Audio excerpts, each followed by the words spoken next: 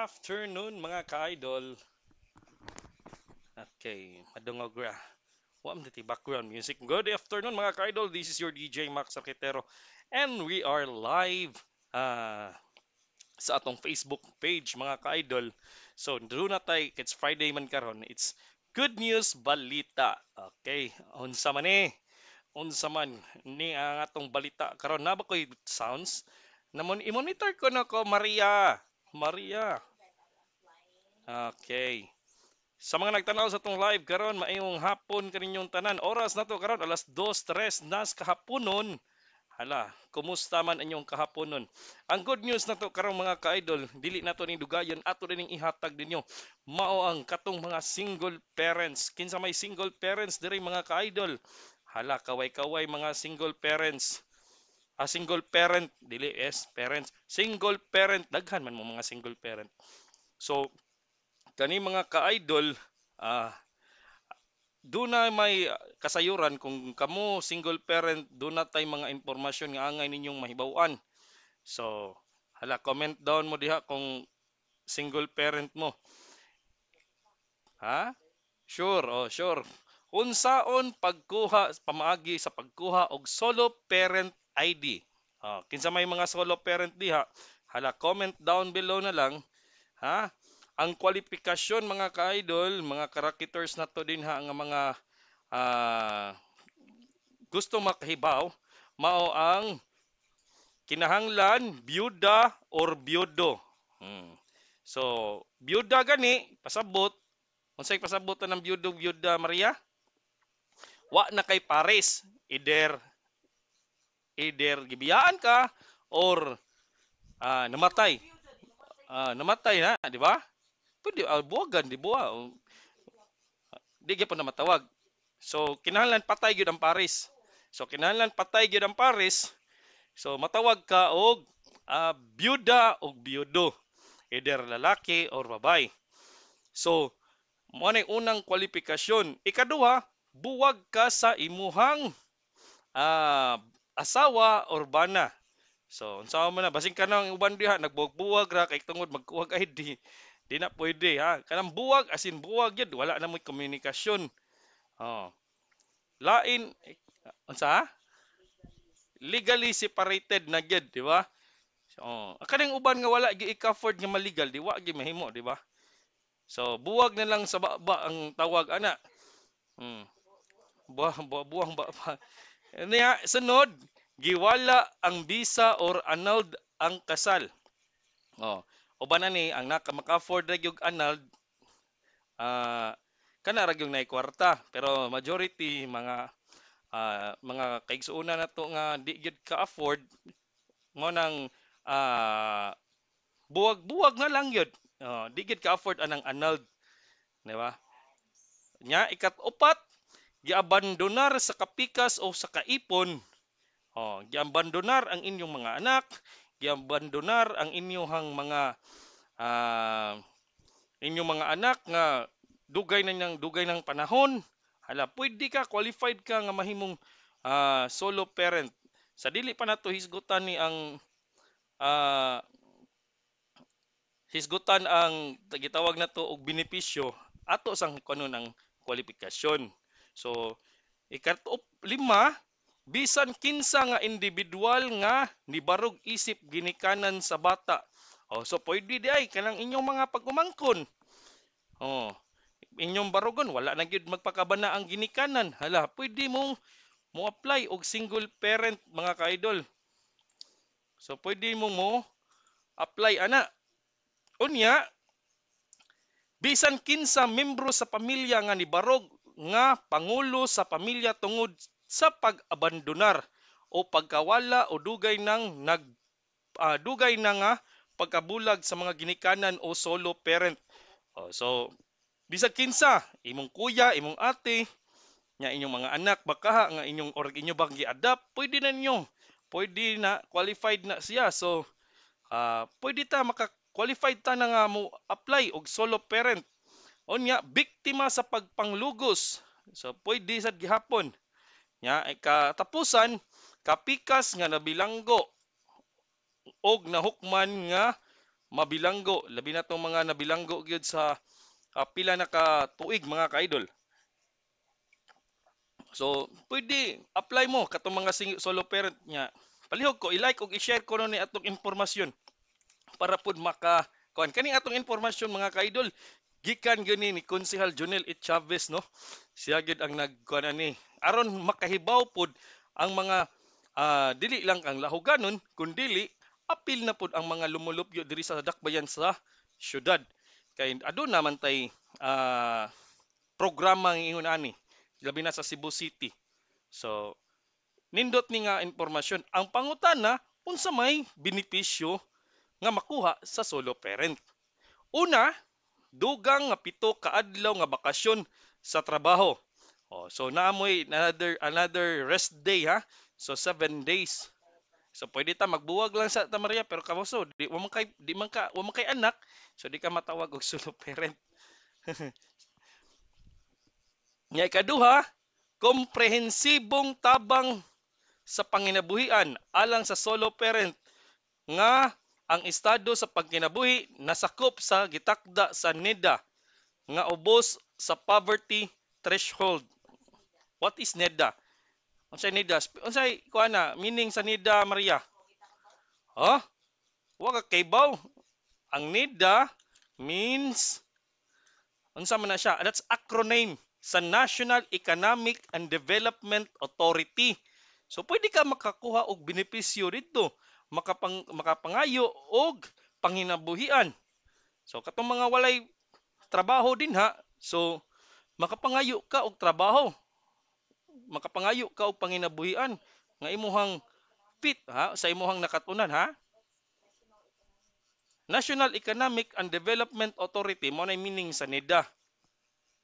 Unya, tabang psikolohikal o social, unsa man mga social. Siguro na ay mga ayuda nga ipanghatag gikan sa DSWS, gikan sa ato ang DSWD. So pwede ka makadawat igin ana. Uban ana kay muhatag og support nga sa kanang kinulong nga bugas, di makakilong bugas, na uban na grocery items. So pwede kaayo. So mao ning mga benepisyo nya laing benepisyo mga karakiters is tabang sa pamilya nga nanginahanglan og proteksyon. So kinahanglan og proteksyon sama sa kanang unsa man nga proteksyon. Proteksyon sa inyohang kanang proteksyon sa inyohang panginabuhi, proteksyon sa inyohang health benefits. Makakuha mo ana. Tabang gikan sa ubang mga ahensya sa gobyerno sama sa DepEd ug CHED ug TESDA sa pagpaeskwela sa ilang mga anak. Kini paong mga ahensya gitahasan usab paghimo og sumbanan alang sa kahapsay sa implementasyon sa programa. Kaning mga DepEd, kaning mga CHED, kani ani mostly mga scholarship program ang ihatag ani nila. Uban gani apil na pud ang doli ani nga nahatag og scholarship program. So nindot ni nga programa labi na mga solo parent nga ang ilang mga anak nagkadako, nag-eskwela na og college unya wala na gani ika-finance sa ilahang pag-eskwela. So pwede ninyo nga i-add to sa DepEd or sa CHED nga mo-apply mo nga kamo solo parent basin og adunay kwalipikado nga bakante nga pwedeng mapasulod ang inyong mga anak og scholarship program. Kaya naman ni sila scholarship program. Labi na ang TESDA, doon na ni sila gipanghatag nga scholarship program. Pero mo lang, paunhanay sa lagi ni siya. So, kinahanglan makasud ta dayon, makakuha ta ni mga benepisyo ha. Unsa may mga requirements kung magkuha ta og solo parents ID. Solo parent ID. Una, application form from DSWS o diha sa may labangon na diha ang DSWS. So mangayo ka og form para sa kitawag na tog application form sa solo parent. Uban diha sa DSWD na diha ang PWD. So pwede sad mo moadto didto. Barangay certification or clearance with solo parent purposes.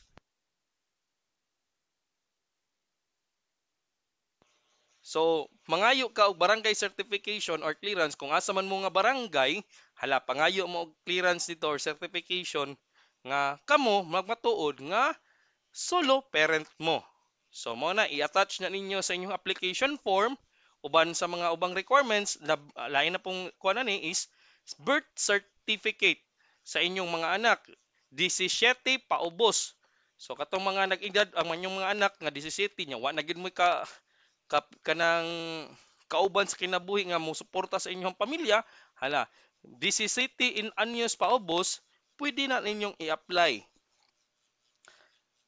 Pwede maka-apply katong nay mga kwan. Pero ang ikaw, solo parent ka niyan, imuhang anak 19 na, 20 na, ala dili na ka pwede na, disqualified na ka ana. Onya, affidavit of two disinterested person with notarized by attorney. So imo na siyang panotaryuhan. Na mga libreng attorney na to nga mga kwan, pwede na ninyo kanya barato namang ang notaryo dinha sa may City Hall. Hala, pwede panotaryo he. Uban pod ana ang 1 by 1 picture, duha ka buok ha. Nya recent certificate of employment if employed ka o nagtrabaho ka ha. With solo parent purpose. Original copy sa imong income tax return sa BIR if nagtrabaho ka o self-employed ka. Onya, laing certificate of no income sa mga wa magtrabaho. Kinahanglan mo adto sa kag BIR. Karon pag matuod, mga kag certificate dito nga wa ka magtrabaho. Muhatag man ang BIR ana. Onya, death certificate kung applicable ni siya sa mga labi na patay na imong pares, na mga matuod, at least magmatuod na siya sa inyong marriage contract, naman na siya. Kinsa imong bana. So inyo nang ipakita dito. Nga na kay death certificate, attach ana, makita mo na imong bana si kuan, patay na. Nya, certificate of detention if applicable. Kung napriso, katong mga napriso, certificate na napriso imo na detain imuhang pares. Nya, affidavit of guardianship sa mga lolo, auntie, sa mga nag-adapt sa ilahang kuan niya, inyo gihapon ng panotaryuhan. So inyuhan ang mga requirements kini aron maka tabang mo kay na may mga benefits gid nga inyo makuha aning solo parents gid. So kana nga impormasyon atong mahatag ninyo mga ka-idol. So kinahanglan inyo sa nang ipahibaw sa mga in town nagkanang mga nagbuwag din ha. Hala, ha? Nagbuwag ha? Nagbuwag. Gusto ka magbuwag ta? Kani gids Maria, gusto sad mo benefit nya wala bay wa man kay anak good. Mga papi, si Kazumi o si Yumi. Bitaw. Alang sa mga detalye no, labi na sa Cebu City mo, hala bisitaha ang inyong Cebu City Hall Satellite Center.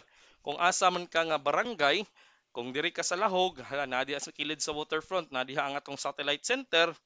Anya ang atong konsehal nga numero 1 konsehal nga si Andrew Titing Biton.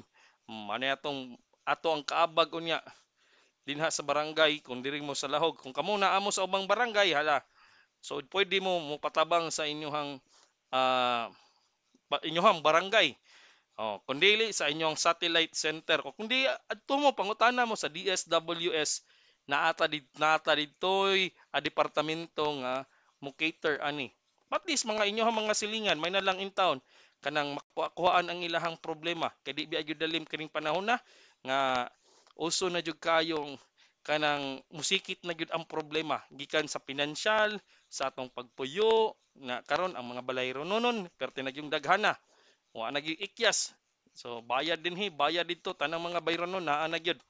Mo nang mga ka-idol, kung usa ka sa mga solo parent, hala, pagi na ninyo sa pagkuha ninyo og solo parent ID. So manay pakuha niyo. Siguro ni discount kung mo purchase siguro ta no. Pareha ba ng DSWD? Ato ning pangutan-on niya si Juniel H. Chavez, Konsihal Juniel H. Chavez. Ha? Nay kuan ani murag benefits ani nga kuan pa. Pero kato mga silingan ninyong PWD, pwede sa ninyo adto mo sa DSWD pod sa PW department nila naa sa dito pa. Di na ninyo i-apply. Labi naamoy diferensya sa inyong panglawas, hala, basig qualified mo sa PWD pod. Ano man? Mga mong dili na siya pwede. Tinuyuan maguna sa tao. Kanis Maria gyud ay nagbutbuot PWD man hinuon ko. Wa gabaha eh. Daghang salamat dai sa mga tong mga ka-idol nga nagtan-aw. Pila na lang kaadlaw. Oy, by the way, pila na lang kaadlaw, gamay na lang. Ha? Atong adlaw, pila na lang kaadlaw Maria? Andam na ba ang inyong pinaskuhan? Ha? Oh, gusto salamat. Thank you ra ba ding? Thank you ra ding pinaskuhan? Ha? Uy, wa gabae. Oh, pila na lang kaadlaw sa dili pa magpasko mga ka-idol. Ha?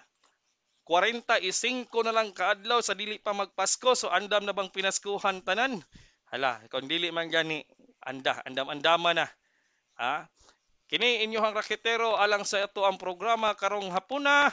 Mao ang Good Afternoon, Good News Balita. So, ana lang.